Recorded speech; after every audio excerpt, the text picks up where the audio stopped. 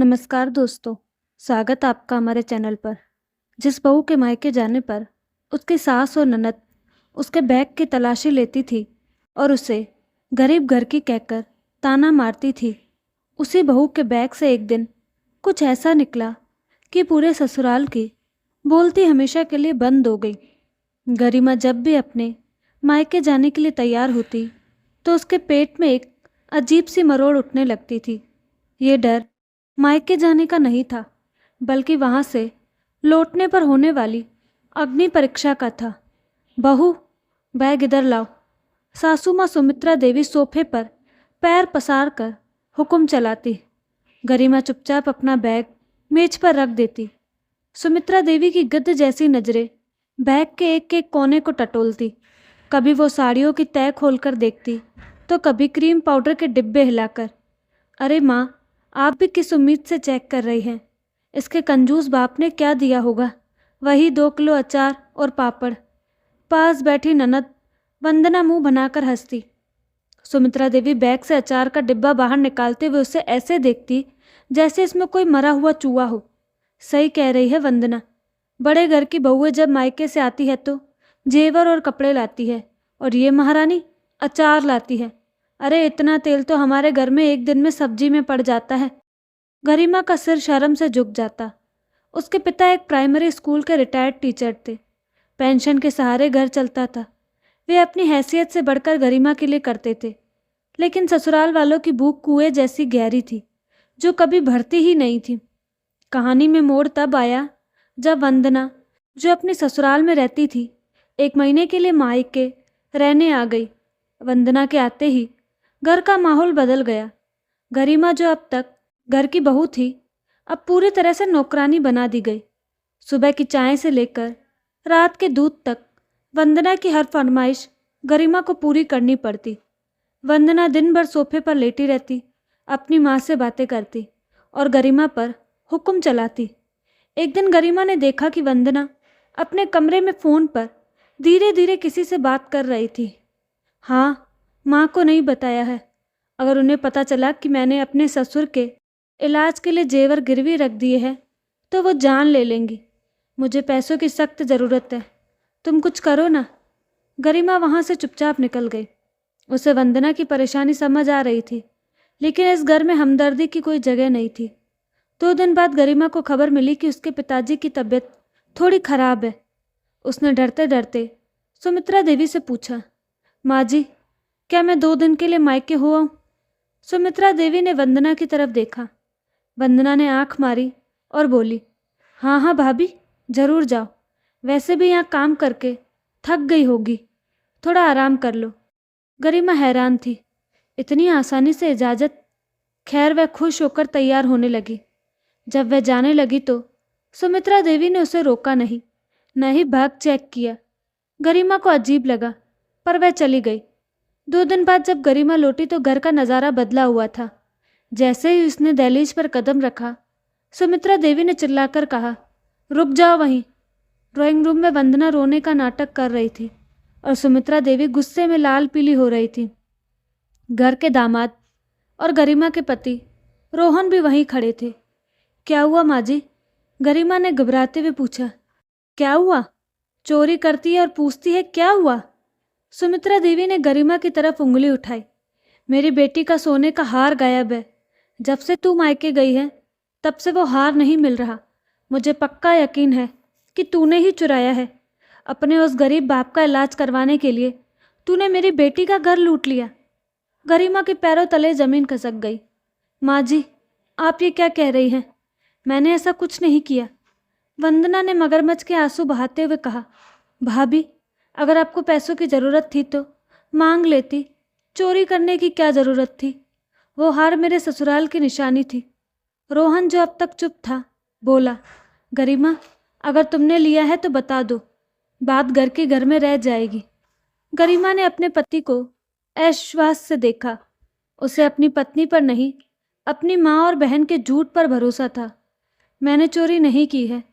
गरिमा की आवाज़ में कपकपी थी, पर आंखों में सच्चाई।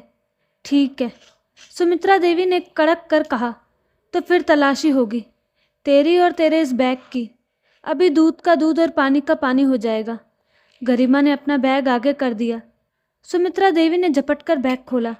उसमें सारा सामान सोफे पर पलट दिया।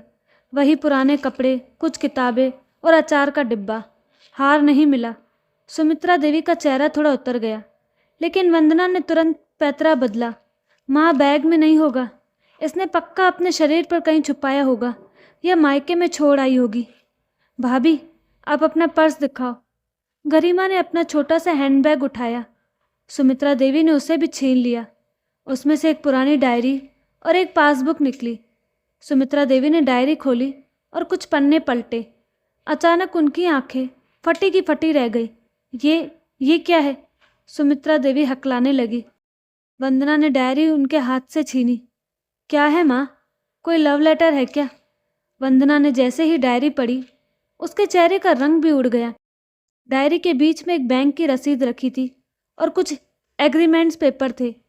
क्या हुआ? अब चुप क्यों हो गए सब? गरिमा ने पहली बार ऊंची आवाज़ में पूछा। वह आगे बढ़ी और उसने टेबल पर रखे उन कागजों को उठाया। पढ़िए रोहन। गरिमा ने वह कागज अपने पति के हाथ में थमा दिया। सबको पढ़कर सुनाइए कि गरीब बाप की बेटी अपने मायके से क्या लाई है। रोहन ने कागज पढ़ा। उसके हाथ कांपने लगे। ये तो हमारे घर के लोन के पेपर्स हैं। रोहन बुदबुदाया। लोन चुकता हो गया है? 10 लाख रुपए। सुमित्रा देवी और वंदना सन्न रह गई। गरिमा ने सबकी आंखों में देखते हुए कहा, माँ जी, आपको लगता था कि मैं मायके से सिर्फ अचार और पापड़ लाती हूँ? पिछले 3 साल से जब से ससुर जी का देहांत हुआ है और रोहन की नौकरी में दिक्कत आई, आप लोग जिस घर की ईएमआई भरने में परेशान थे, वो ईएमआई मेरे कंजूस पिता भर रहे थे। कमरे में सन्नाटा छा गया। इतना गहरा सन्नाटा कि सुई गिरने की आवाज़ भी सुनाई दे। गरिमा की आंखों में आंसू बह निकले, पर आज जो कमज़ोर नहीं लग रही थी। पापा ने अपनी पूरी जिंदगी की जमा पूंजी, अपनी ग्रेजुएटी से पैसे निकालकर मुझे दिए ताकि इस घर की छत नीलाम न हो। मैं हर बार मायके जाती थी ताकि उनसे पैसे ला सकूं और बैंक में जमा कर सकूं। और आप लोग मेरा बैग चेक करते थे कि कहीं मैं आपके घर से 1 चम्मच चीनी तो नहीं ले गई। उसने वंदना की तरफ देखा। और दीदी, रही बात आपके हार की, तो वो आपने 3 दिन पहले ही सोनार को बेच दिया था। मैंने आपको फ़ोन पर बात करते हुए सुन लिया था। आपको पैसों की ज़रूरत थी, लेकिन अपनी माँ से मांगने की हिम्मत नहीं थी, इसलिए आपने हार बेचकर इल्ज़ाम मुझ पर लगा दिया ताकि आपको सहानुभूति मिले और मुझे बेइज्जती। वंदना का चेहरा शर्म से लाल हो गया। उसके पति ने उसे गुस्से से देखा। सुमित्रा देवी तो जैसे काट मार गई थी। जिस बहू को वो चोर समझ रही थी, वो उनके घर की रक्षक निकली, और जिस बेटी पर उन्हें नाज था, उसने अपनी ही भाभी को फंसाने की साजिश रची थी। सुमित्रा देवी की नज़रें फर्श पर गड़ी थी। रोहन गरिमा के पास आया और उसने उसका हाथ पकड़ने की कोशिश की। गरिमा, मुझे। गरिमा ने अपना हाथ पीछे खींच लिया। नहीं रोहन, आज नहीं। आज तक मैं चुप थी क्योंकि मुझे लगता था कि रिश्ते प्यार और त्याग से बनते हैं, लेकिन आज मुझे समझ आ गया है कि इस घर में त्याग की नहीं, सिर्फ नोटों की कद्र है। मेरे पिता ने पैसे इसलिए नहीं दिए थे कि वो अमीर है, बल्कि इसलिए दिए थे क्योंकि वो नहीं चाहते थे कि उनकी बेटी सड़क पर आ जाए। गरिमा ने अपना बैग उठाया और अचार का वो डिब्बा वापस अंदर रखा। मैं मायके जा रही हूँ, और इस बार पैसे लाने के लिए नहीं, बल्कि अपना खोया हुआ आत्मसम्मान वापस पाने के लिए। वो घर छोटा ज़रूर है, वहाँ एसी नहीं है, लेकिन वहाँ कोई मेरी तलाशी नहीं लेता। वहाँ की रोटियों में ताने नहीं, प्यार होता है। गरिमा दरवाजे की तरफ बढ़ी। सुमित्रा देवी ने दौड़कर उसका रास्ता रोका। वो उसके पैरों में गिर पड़ी। बहू, मुझे माफ़ कर दे। मुझसे बहुत बड़ी गलती हो गई। मैं अंधी हो गई थी।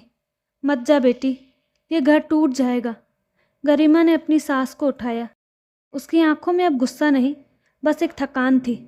माँ जी, घर तो उसी दिन टूट गया था जब आपने पहली बार मेरे चरित्र और मेरे मायके पर शक किया था। आज तो बस मलबा हटा रही हूँ। जो हार दीदी ने बेचा है वो तो शायद वापस मिल जाए, लेकिन जो भरोसा आज आपने तोड़ा है वो किसी दुकान पर नहीं मिलता। गरिमा ने एक बार मुड़कर उस आलीशान घर को देखा जो अंदर से खोखला था और बाहर निकल गई। पीछे रह गई एक पछताती हुई सास, एक शर्मिंदा ननद और एक खामोश पति।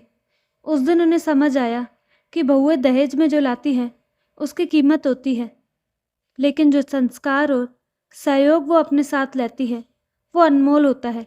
और जिस दिन वो सब्र का बांध तोड़ देती है उस दिन बड़े बड़े मकान भी वीरान हो जाते हैं।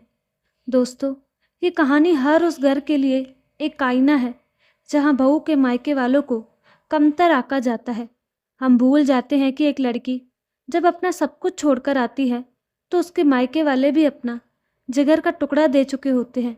उनका अपमान करना उस लक्ष्मी का अपमान करना है जो आपके घर को संवार रही है। पैसों से ज़्यादा कीमती विश्वास होता है, जिसे एक बार खो दिया जाए तो दोबारा कमाना नामुमकिन होता है।